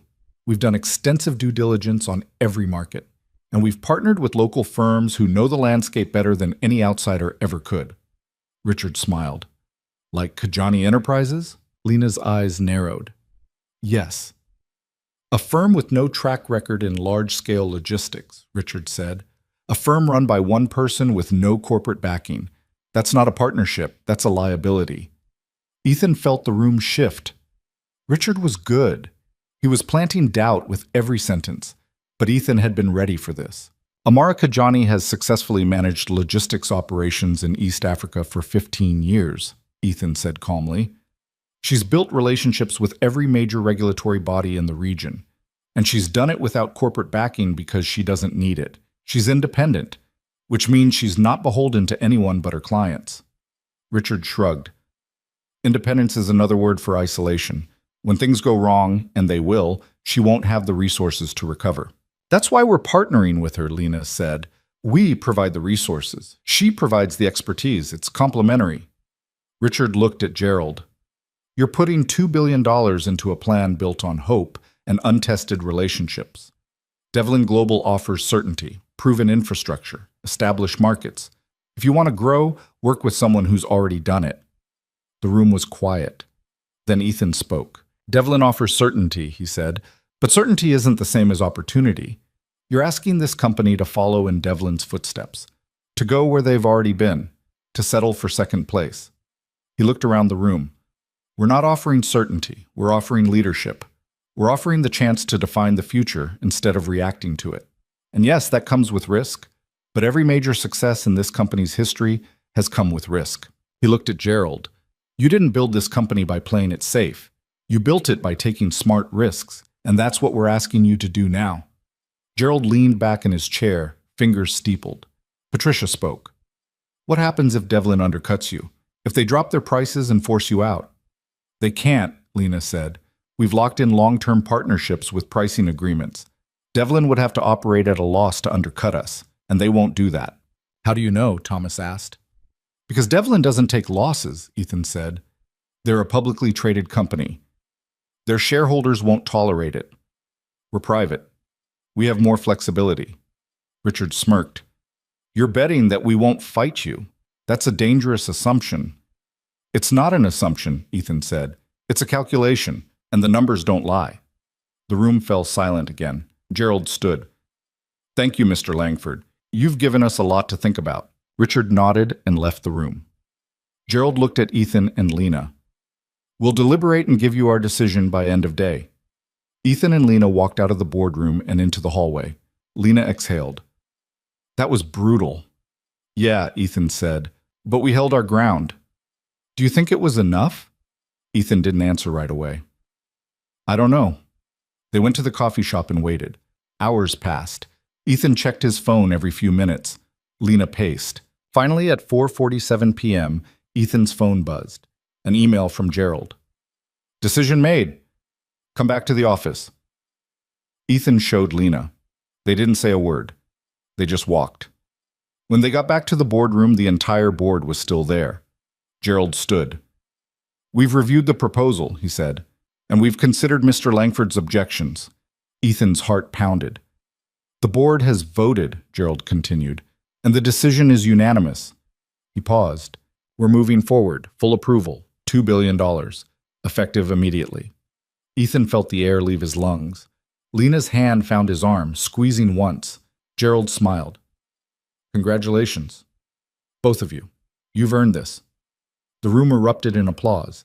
Ethan and Lena shook hands with every board member. Patricia hugged them both. Thomas clapped Ethan on the back. And when it was over, Ethan and Lena walked out of that building into the fading sunlight. We did it, Lena said quietly. Yeah, Ethan said. We did. They stood there for a moment, letting it sink in. Then Lena turned to him. Drink? Ethan checked his watch. 5:30. He had time. One drink, he said. They went to the diner, ordered whiskey, raised their glasses. To the future, Lena said. To partnership, Ethan replied. They drank. And for the first time in weeks, Ethan felt like he could breathe. Later that night, Ethan sat on Jonah's bed and told him the news. We won, Ethan said. The project got approved. Jonah grinned. Does that mean we can go to the lake? Ethan laughed. Yeah, bud, we can go to the lake. Jonah threw his arms around him. I'm proud of you, Dad. Ethan held him tight. Thanks, Jonah. That means everything. He tucked his son in, turned off the light, and walked downstairs. He sat on the couch and let the silence settle over him. It had been the hardest fight of his life, but he'd won. Not just the project, but the balance, the respect, the proof that he could do both. And as he sat there in the quiet of his home, Ethan realized something. He wasn't the same person who'd walked away 9 months ago. He was stronger, wiser, more whole, and he was ready for whatever came next. The lake house smelled like pine and old wood, and something faintly sweet, maybe the wildflowers growing along the edge of the water. Ethan stood on the porch, coffee in hand, watching the morning light spread across the surface of the lake like liquid gold. The world was quiet here. No phones ringing, no emails pinging, just the sound of water lapping against the dock and birds calling to each other in the trees. Behind him, the screen door creaked open. Jonah stepped out, still in his pajamas, hair sticking up in every direction. Morning, bud, Ethan said. Jonah yawned and came to stand beside him. It's pretty here. Yeah, Ethan said. It is. They'd driven up Friday afternoon, just the two of them, and spent the weekend doing nothing important, fishing off the dock, skipping stones, making sandwiches that fell apart before they could eat them. It was the kind of weekend Ethan used to dream about when he was buried in work. Simple, unhurried, real. Jonah looked up at him. Can we stay one more day? Ethan smiled. We have to go back tomorrow. You've got school. I know, Jonah said, but it's nice here. It is, Ethan agreed. But home's nice too. Jonah nodded and went back inside to get dressed. Ethan stayed on the porch a little longer, letting the stillness settle over him. The past few weeks had been a whirlwind. Meetings, emails, conference calls with teams in 6 different time zones. The Vanguard project was officially underway. Infrastructure was being built. Partnerships were being formalized. Everything they'd fought for was happening, and Ethan was part of it. But he wasn't consumed by it. That was the difference now. He'd learned how to hold 2 things at once: ambition and presence, work and life, the drive to build something and the wisdom to know when to step back. It hadn't been easy, and it still wasn't perfect, but it was better, and better was enough. Later that morning, they packed up the car and started the drive home. Jonah fell asleep in the back seat, head against the window, mouth slightly open. Ethan glanced at him in the rearview mirror and felt that familiar tightness in his chest, the one that came from loving someone so much it almost hurt. He'd spent so long afraid of failing Jonah, afraid that choosing work meant abandoning his son, afraid that choosing his son meant giving up on himself. But the truth was simpler than that. You didn't have to choose, you just had to show up, every day, for both. They got home just after noon. Jonah woke up as they pulled into the driveway, blinking sleep from his eyes. We're home? He asked. We're home, Ethan said. They unloaded the car, and Jonah ran inside to check on his fish, a goldfish named Captain he'd won at a school carnival. Ethan carried the bags upstairs and started unpacking. His phone buzzed on the dresser, a text from Lena. Hope the lake was good. We need to talk Monday. Nothing bad, just important. Ethan stared at the message for a moment, then replied. The lake was perfect. See you Monday. He set the phone down and went back to unpacking. Monday morning came too fast. Ethan dropped Jonah at school and headed to the office. Lena was waiting in the conference room, 2 cups of coffee already on the table. You're early, Ethan said, sitting down. I couldn't sleep, Lena admitted. Ethan frowned. What's going on? Lena took a breath. I got a call last week. From a recruiter. Ethan's stomach tightened. Okay. There's an opportunity in Singapore. Chief operating officer for a tech firm that's expanding into logistics. It's a big job. Bigger than this. Ethan nodded slowly. And you're considering it. I don't know, Lena said. That's why I wanted to talk to you. Ethan leaned back in his chair. What do you want me to say? I want you to tell me if I'm crazy for even thinking about it, Lena said. We just got Vanguard approved. We're 3 months into the rollout. If I leave now... You're not crazy, Ethan interrupted. Lena looked at him. I'm not? No, Ethan said. You're ambitious. That's different. Lena let out a breath. But the timing is never perfect, Ethan said. If you wait for the perfect moment, you'll be waiting forever. Lena stared at her coffee. I don't want to leave you holding the bag. You're not, Ethan said. The project is solid, the team is strong, and I can handle it. Lena looked up. You're not mad? Why would I be mad? Ethan asked. You've worked your ass off for this company. If there's a better opportunity out there, you should take it. Lena's eyes were wet. She blinked and looked away. I thought you'd try to talk me out of it. I'm not going to do that, Ethan said. But I will say this. Whatever you decide, make sure it's what you actually want. Not what you think you're supposed to want. Lena nodded slowly. How do you know the difference? Ethan thought about it. You ask yourself if it makes you feel more like yourself, or less. Lena was quiet for a long moment. Then she smiled. When did you get so wise? Ethan laughed. I'm not wise. I just made enough mistakes to figure a few things out. They sat there for a while, drinking their coffee in comfortable silence. Finally, Lena spoke. I'm going to take it, Ethan nodded. Good. But I'm not leaving until the transition is done, Lena said. I'm not walking out in the middle of this. I appreciate that, Ethan said. But don't stay just because you think you have to. Stay because you want to finish what we started. Lena smiled. I do want to finish it. Then let's finish it. Over the next 6 weeks, they worked side by side to hand off the pieces Lena had been managing. Ethan took over vendor negotiations. Mark Sullivan stepped up to handle compliance. Amara flew in from Tanzania for a week to finalize the East African operations. And through it all, Lena made sure everything was airtight before she left. On her last day, their office threw her a small going-away party. There was cake and awkward speeches and a card signed by everyone on the team. Lena smiled through it all, gracious and composed, but Ethan could see the emotion underneath. When it was over, she found him in his office.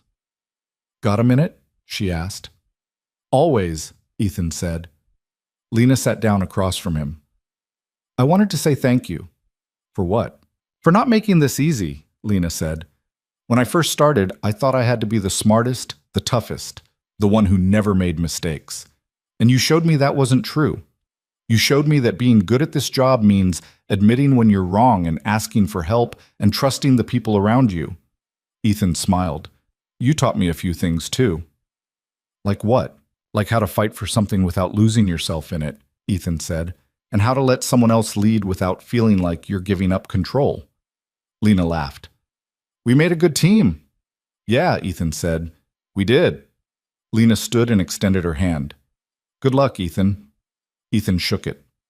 Good luck, Lena.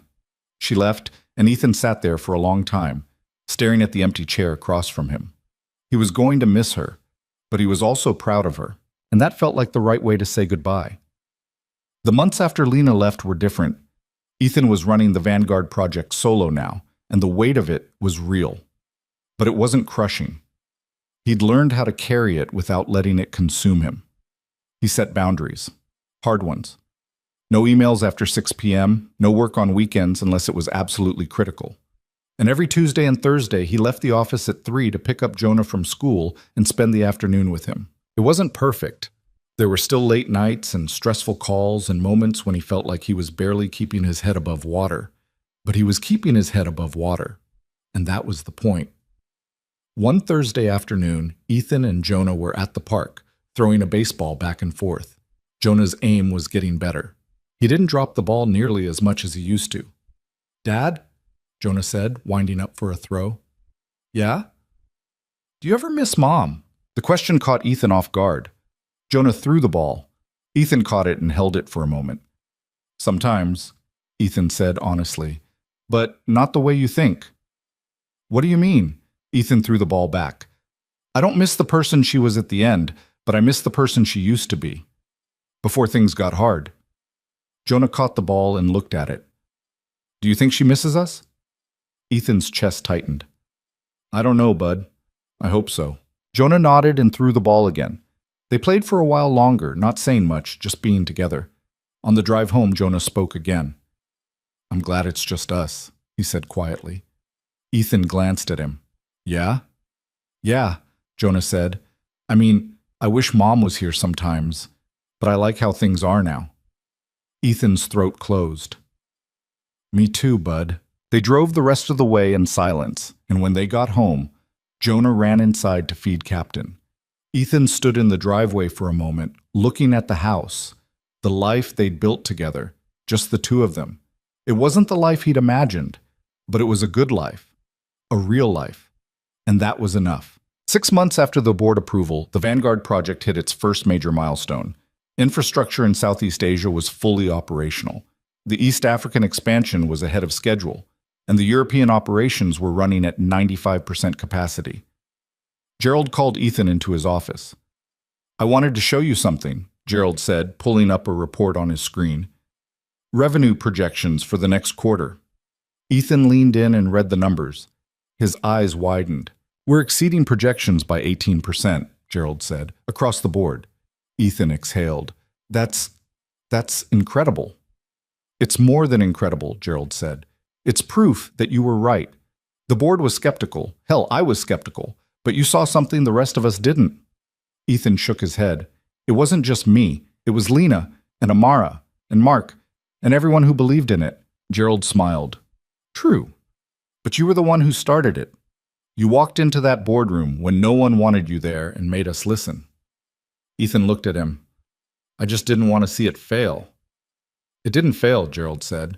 It succeeded, because of you. Ethan left Gerald's office and walked back to his desk. He sat down and stared at his computer screen, letting the weight of it sink in. He'd done it.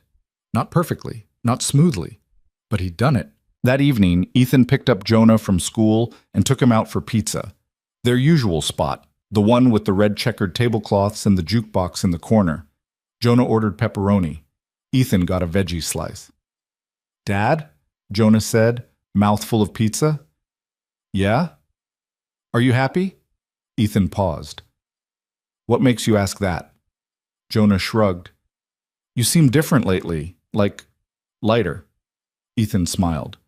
Yeah, bud, I am happy. Good, Jonah said. You should be. They finished their pizza and walked out into the cool evening air. The streetlights were just starting to flicker on, casting warm pools of light across the sidewalk. As they walked to the car, Ethan realized something. Happiness wasn't something you achieved. It wasn't a destination or a milestone or a box you checked. It was something you built, day by day, choice by choice. And sometimes it meant walking away from something you loved to protect something you loved more. And sometimes it meant coming back to prove you could do both. A few weeks later, Ethan got an email from Lena. She'd been in Singapore for 3 months and was settling in well. The job was challenging, but rewarding. She missed the team. She didn't miss the winters. At the end of the email, she wrote, I've been thinking a lot about what you said, about making sure I'm doing what I actually want, not what I think I'm supposed to want. And I think I'm finally starting to understand the difference. Thank you for that. And thank you for being the kind of partner who made me better instead of smaller. I hope we get to work together again someday. Ethan read the email twice, then replied, I hope so too. And for what it's worth, you made me better too. Good luck out there, Lena. You're going to do great things. He hit send and closed his laptop. That night, after Jonah was asleep, Ethan sat on the porch with a beer and looked up at the stars. The air was cool, the sky clear. Somewhere in the distance, a dog barked. A car passed by, headlights sweeping across the street. Ethan thought about everything that had happened over the past year. The boardroom, the presentation, Tanzania, Lena, the project, Jonah, all of it. And he realized something important. Success wasn't about never falling. It was about getting back up when everyone expected you to stay down. It was about proving that walking away didn't mean you were weak. It meant you were strong enough to choose what mattered. And coming back didn't mean you were desperate. It meant you were ready. Ethan had spent so long afraid of failing, afraid of not being enough, afraid of losing what he'd worked so hard to build. But the truth was simpler than that. You didn't have to be perfect. You just had to be present. You didn't have to have all the answers. You just had to be willing to ask the right questions. And you didn't have to do it alone. You just had to be brave enough to let people in. Ethan finished his beer and went inside. He checked on Jonah one more time, pulling the blanket up over his shoulders and brushing the hair back from his forehead. Then he went to bed, and for the first time in a long time, he slept soundly. The next morning, Ethan woke up early and went for a run. The city was still quiet, the streets empty except for a few delivery trucks and early commuters. He ran hard, pushing himself, feeling the burn in his lungs and the ache in his legs. By the time he got back, the sun was rising. He showered, made breakfast, and woke Jonah up for school. Morning, bud, Ethan said, opening the curtains. Jonah groaned and pulled the blanket over his head. 5 more minutes. Ethan laughed. You said that yesterday. Come on, breakfast is ready. Jonah dragged himself out of bed and stumbled downstairs. They ate together, eggs and toast, orange juice, the usual. What are you doing today? Jonah asked. Meetings, Ethan said. Calls, the usual. What about you? We're presenting our solar system projects, Jonah said.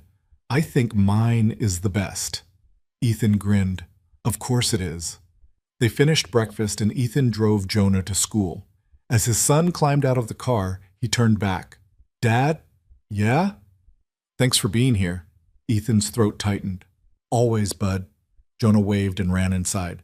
Ethan sat there for a moment, watching the door close behind him. Then he drove to the office. When he got there, Mark was waiting in the conference room with a stack of reports. "Morning," Mark said. "We've got updates from Romania and Kenya. Both teams are ahead of schedule." Ethan sat down and started reading through the reports. The numbers were good, better than good. They spent the next hour reviewing the data, making adjustments, planning the next phase. And as Ethan worked, he realized something. This was what he'd been fighting for. Not the title, not the recognition, not even the success. This, the work, the challenge, the satisfaction of building something that mattered. But more than that, the balance. The ability to be present for his son and still chase something meaningful. The ability to lead without losing himself. The ability to fall and get back up and keep going. That was the real victory. At the end of the day, Ethan packed up his laptop and headed home. He stopped at the store to pick up groceries, then drove back to the house. Jonah was already there, doing homework at the kitchen table.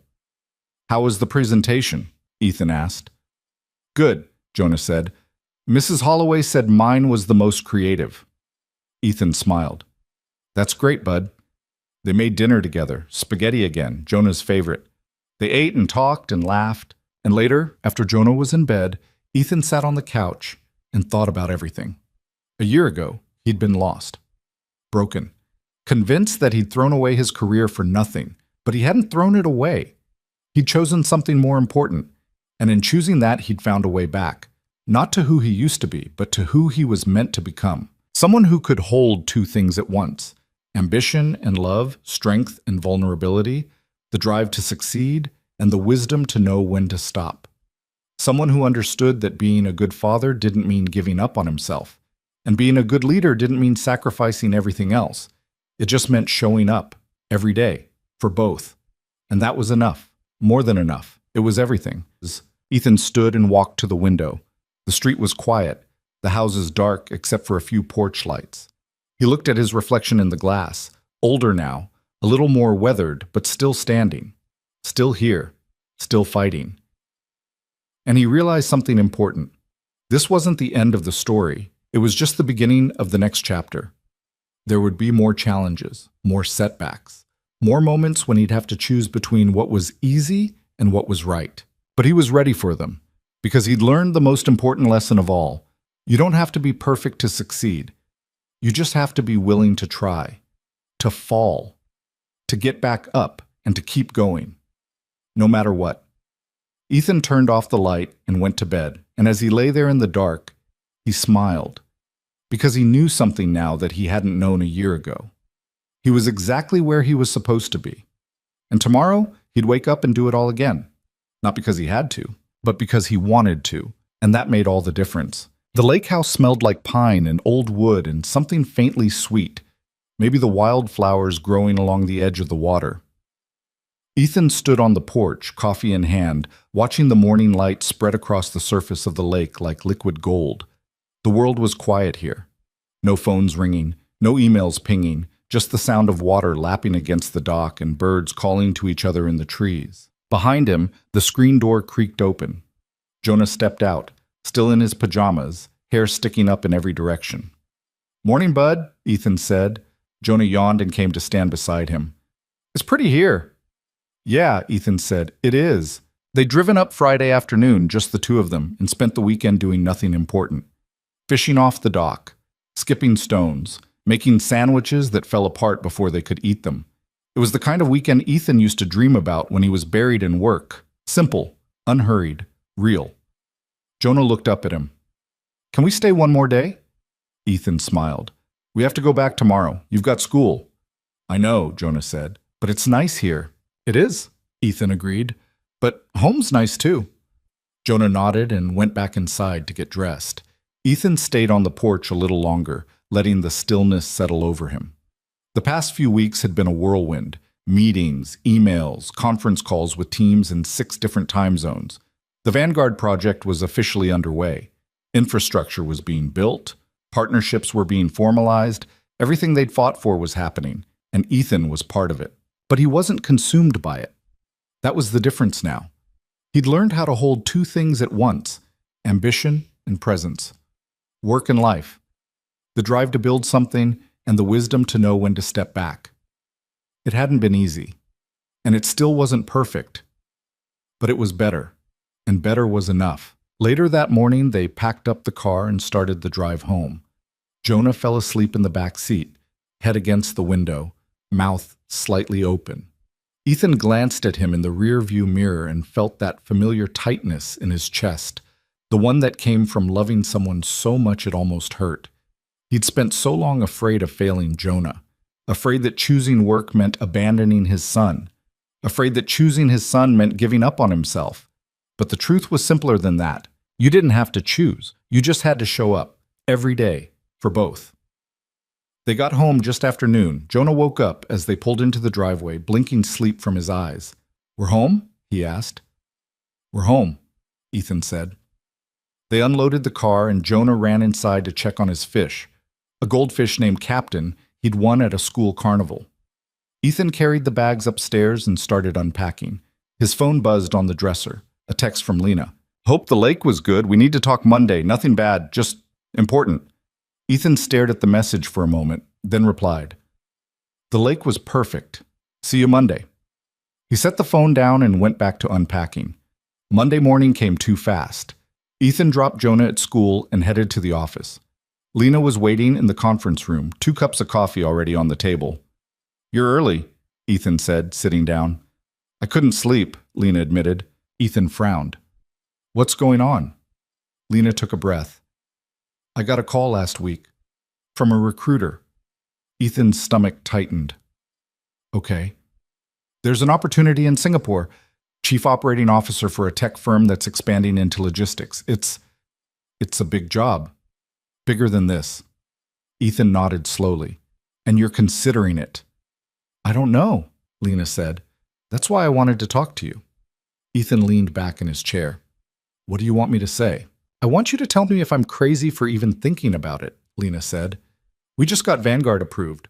We're 3 months into the rollout. If I leave now—" "You're not crazy," Ethan interrupted. Lena looked at him. "I'm not?" "No," Ethan said. "You're ambitious. That's different." Lena let out a breath. "But the timing is never perfect," Ethan said. "If you wait for the perfect moment, you'll be waiting forever." Lena stared at her coffee. "I don't want to leave you holding the bag." "You're not," Ethan said, "but the project is solid, the team is strong, and I can handle it." Lena looked up. "You're not mad?" "Why would I be mad?" Ethan asked. "You've worked your ass off for this company. If there's a better opportunity out there, you should take it." Lena's eyes were wet. She blinked and looked away. "I thought you'd try to talk me out of it." "I'm not going to do that," Ethan said, "but I will say this. Whatever you decide, make sure it's what you actually want, not what you think you're supposed to want." Lena nodded slowly. "How do you know the difference?" Ethan thought about it. "You ask yourself if it makes you feel more like yourself, or less." Lena was quiet for a long moment. Then she smiled. "When did you get so wise?" Ethan laughed. "I'm not wise. I just made enough mistakes to figure a few things out." They sat there for a while drinking their coffee in comfortable silence. Finally, Lena spoke. "I'm going to take it." Ethan nodded. "Good. But I'm not leaving until the transition is done," Lena said. "I'm not walking out in the middle of this." "I appreciate that," Ethan said. "But don't stay just because you think you have to. Stay because you want to finish what we started." Lena smiled. "I do want to finish it." "Then let's finish it." Over the next 6 weeks, they worked side by side to hand off the pieces Lena had been managing. Ethan took over vendor negotiations. Mark Sullivan stepped up to handle compliance. Amara flew in from Tanzania for a week to finalize the East African operations. And through it all, Lena made sure everything was airtight before she left. On her last day, the office threw her a small going-away party.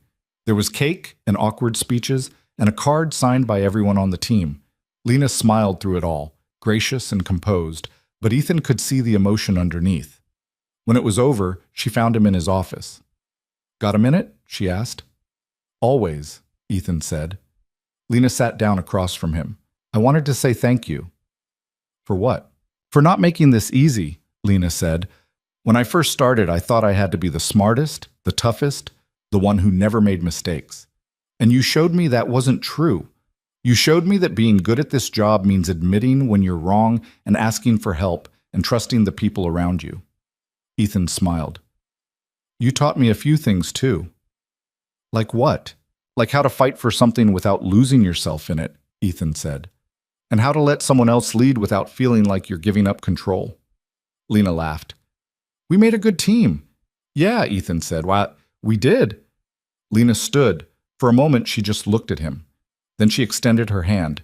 Ethan shook it, but before she could pull away, he spoke. "One more thing," he said. Lena paused. "Yeah? You walked into that boardroom thinking I was beneath you," Ethan said. "And you could have kept thinking that, but you didn't. You gave me a chance. And then you gave me respect. That meant more than you know." Lena's expression softened. "You earned it, Ethan, every bit of it." She left, and Ethan sat there for a long time, staring at the empty chair across from him. He was going to miss her, but he was also proud of her, and that felt like the right way to say goodbye. The months after Lena left were different. Ethan was running the Vanguard project solo now, and the weight of it was real. But it wasn't crushing. He'd learned how to carry it without letting it consume him. He set boundaries, hard ones. No emails after 6, no work on weekends unless it was absolutely critical. And every Tuesday and Thursday, he left the office at 3 to pick up Jonah from school and spend the afternoon with him. It wasn't perfect. There were still late nights and stressful calls and moments when he felt like he was barely keeping his head above water. But he was keeping his head above water. And that was the point. One Thursday afternoon, Ethan and Jonah were at the park, throwing a baseball back and forth. Jonah's aim was getting better. He didn't drop the ball nearly as much as he used to. "Dad," Jonah said, winding up for a throw. "Yeah? Do you ever miss Mom?" The question caught Ethan off guard. Jonah threw the ball. Ethan caught it and held it for a moment. "Sometimes," Ethan said honestly, "but not the way you think." "What do you mean?" Ethan threw the ball back. "I don't miss the person she was at the end, but I miss the person she used to be, before things got hard." Jonah caught the ball and looked at it. "Do you think she misses us?" Ethan's chest tightened. "I don't know, bud. I hope so." Jonah nodded and threw the ball again. They played for a while longer, not saying much, just being together. On the drive home, Jonah spoke again. "I'm glad it's just us," he said quietly. Ethan glanced at him. "Yeah?" "Yeah," Jonah said. "I mean, I wish Mom was here sometimes, but I like how things are now." Ethan's throat closed. "Me too, bud." They drove the rest of the way in silence, and when they got home, Jonah ran inside to feed Captain. Ethan stood in the driveway for a moment, looking at the house, the life they'd built together, just the two of them. It wasn't the life he'd imagined, but it was a good life, a real life, and that was enough. 6 months after the board approval, the Vanguard project hit its first major milestone. Infrastructure in Southeast Asia was fully operational. The East African expansion was ahead of schedule, and the European operations were running at 95% capacity. Gerald called Ethan into his office. "I wanted to show you something," Gerald said, pulling up a report on his screen. "Revenue projections for the next quarter." Ethan leaned in and read the numbers. His eyes widened. "We're exceeding projections by 18%, Gerald said, "across the board." Ethan exhaled. That's incredible." "It's more than incredible," Gerald said. "It's proof that you were right. The board was skeptical. Hell, I was skeptical. But you saw something the rest of us didn't." Ethan shook his head. "It wasn't just me. It was Lena and Amara and Mark and everyone who believed in it." Gerald smiled. "True. But you were the one who started it. You walked into that boardroom when no one wanted you there and made us listen." Ethan looked at him. "I just didn't want to see it fail." "It didn't fail," Gerald said. "It succeeded. Because of you." He stood and extended his hand. "I'm reinstating your position, officially. Senior Vice President of Strategic Operations, and I'm giving you full authority over the next phase of expansion." Ethan stared at him. "Gerald, you've earned it," Gerald said, "but I need you to agree to one condition." Ethan frowned. "What condition?" "Balance," Gerald said. "You work your ass off, Ethan, And I respect that. But you're no good to this company if you burn out. So I need you to promise me you'll keep taking care of yourself and your son. Ethan's throat tightened. I promise. Gerald nodded. Good. Now get out of here. Go celebrate. Ethan left Gerald's office and walked back to his desk. He sat down and stared at his computer screen, letting the weight of it sink in. He'd done it. Not perfectly, not smoothly, but he'd done it. That evening, Ethan picked up Jonah from school and took him out for pizza. Their usual spot, the one with the red checkered tablecloths and the jukebox in the corner. Jonah ordered pepperoni. Ethan got a veggie slice. Dad? Jonah said, mouth full of pizza. Yeah? Are you happy? Ethan paused. What makes you ask that? Jonah shrugged. You seem different lately, like lighter. Ethan smiled. Yeah, bud, I am happy. Good, Jonah said. You should be. They finished their pizza and walked out into the cool evening air. The street lights were just starting to flicker on, casting warm pools of light across the sidewalk. As they walked to the car, Ethan thought about everything that had happened over the past year. The boardroom, the presentation, Tanzania, Lena, the project, Jonah, all of it. And he realized something important. Success wasn't about never falling. It was about getting back up when everyone expected you to stay down. It was about proving that walking away didn't mean you were weak. It meant you were strong enough to choose what mattered. And coming back didn't mean you were desperate. It meant you were ready. A few weeks later, Ethan got an email from Lena. She'd been in Singapore for 3 months and was settling in well. The job was challenging but rewarding. She missed the team. She didn't miss the winters. At the end of the email, she wrote, I've been thinking a lot about what you said, about making sure I'm doing what I actually want, not what I think I'm supposed to want. And I think I'm finally starting to understand the difference. You taught me that it's okay to be human, to admit when you're wrong, to ask for help, and I'm grateful for that. I hope we get to work together again someday. Ethan read the email twice, then replied, You made me better too, Lena. You reminded me that I still had something to prove, not to anyone else, but to myself. Good luck out there. You're going to do great things. He hit send and closed his laptop. That night, after Jonah was asleep, Ethan sat on the porch with a beer and looked up at the stars. The air was cool, the sky clear. Somewhere in the distance, a dog barked. A car passed by, headlights sweeping across the street. Ethan thought about his ex-wife, about the note she'd left, about the way she'd walked away without looking back. For a long time, he'd carried anger about that, resentment, a feeling that he'd been abandoned. But sitting here now, he realized something. She'd been right about one thing. He was better at this than she ever was.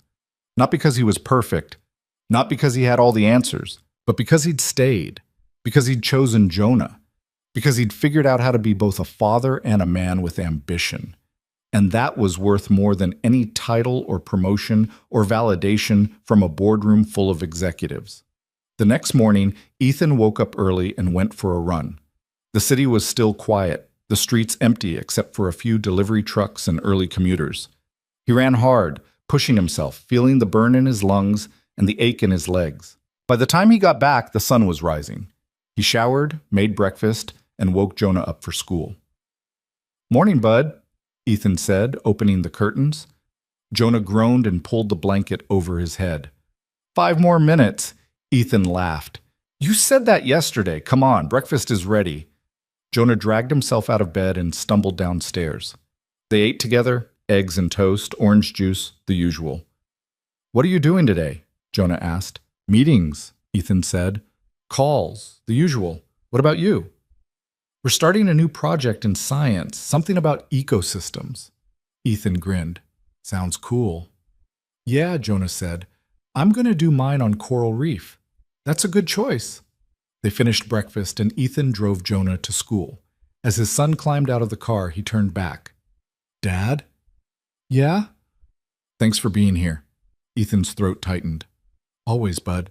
Jonah waved and ran inside. Ethan sat there for a moment, watching the door close behind him. Then he drove to the office. When he got there, Mark was waiting in the conference room with a stack of reports. Morning, Mark said. We've got updates from Romania and Kenya. Both teams are ahead of schedule. Ethan sat down and started reading through the reports. The numbers were good, better than good. They spent the next hour reviewing the data, making adjustments, planning the next phase. And as Ethan worked, he thought about something his father had told him years ago, back when Ethan was just starting his career. Success isn't about how high you climb, his father had said. It's about whether you remember who you are on the way up, and whether you're still that person when you get there. At the time, Ethan hadn't understood. But he understood now. Because the truth was, he'd climbed. He'd fallen. He'd climbed again. And through all of it, he'd never stopped being a father. Never stopped being the kind of man who showed up for his son. That was the real victory. Not the project, not the title, not the recognition, but the fact that he'd managed to hold on to both pieces of himself, the ambitious strategist and the loving father, and make them fit together. It wasn't easy, it wasn't smooth, but it was real. And real was better than perfect any day. At the end of the day, Ethan packed up his laptop and headed home. He stopped at the store to pick up groceries, then drove back to the house. Jonah was already there, doing homework at the kitchen table. "How was school?" Ethan asked. "Good," Jonah said. "We started the ecosystem project. I'm doing coral reefs." Ethan smiled. "That's great, bud." They made dinner together, spaghetti again, Jonah's favorite. They ate and talked and laughed. And later, after Jonah was in bed, Ethan sat on the couch and thought about everything. He thought about Lena, halfway around the world, building something new. He thought about Amara in Tanzania, running operations with the same fierce independence that had made her so invaluable. He thought about Gerald and the board and everyone who'd doubted him and everyone who'd believed. And he thought about Jonah, asleep upstairs, dreaming about coral reefs and science projects and all the small, important things that made up a 7-year-old's world. This was his life now. Not perfect, not easy, but good, real, whole. And that was everything. Ethan stood and walked to the window. The street was quiet, the houses dark except for a few porch lights. He looked at his reflection in the glass, older now, a little more weathered, but still standing, still here, still fighting. And he realized that the lesson wasn't about winning or losing. It was about showing up every single day. For the people who counted on you, for the work that mattered, for yourself. You didn't have to be perfect. You just had to be present. You didn't have to have all the answers. You just had to be willing to ask the right questions. And you didn't have to do it alone. You just had to be brave enough to let people in. Ethan turned off the light and went to bed. And as he lay there in the dark, he smiled. Because he knew something now that he hadn't known a year ago. He was exactly where he was supposed to be. And tomorrow, he'd wake up and do it all again. Not because he had to, but because he wanted to. And that made all the difference.